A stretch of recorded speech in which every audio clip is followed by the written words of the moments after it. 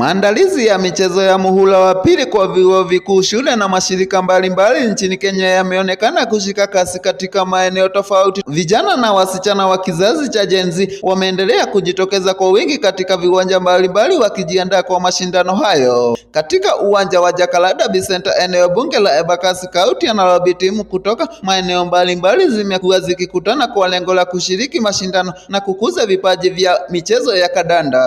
Miongoni mwa timu zilizoshiriki ni timu ya Topmax Training College ambayo ilikutana na timu ya wenyeji ya Pipeline. Waandalizi wa michezo hiyo wanasema lengo kuu ni kuwaunganisha wanafunzi, kujenga urafiki na kuimarisha mshikamano kupitia michezo iliyoko. Katika pambano hilo, timu zote mbili zilionyesha ushindani mkubwa, huku kila upande ukisaka ushindi, ambapo timu ya Topmax ilifanikiwa kupata bao moja kwa kipindi cha kwanza na hata kwenda kupumzika dakika chache, ambako walirudi uwanjani dakika ya 68 ilipotimia. Pipeline walipata bao la kusawazisha kwa kipindi cha pili na kufanya matokeo kuwa sare ya bao moja kwa moja hadi mwisho wa mchezo. Hata hivyo, changamoto zinaonekana zikiendelea kuwakumba vijana hawa. Baadhi ya changamoto hizo ni kukosa viatu maalum vya kutumia wakiwa michezoni, huku wengine wakikabiliwa na uhaba wa kukosa sare za michezo, jambo ambalo linaathiri maendeleo na vipaji vyao. Michezo hii pia ni ya kuwasaidia vijana kujiepusha na mawazo yanayotokana na changamoto za maisha kama vile ukosefu wa ajira, ada za masomo na mahitaji mengine ya kimsingi.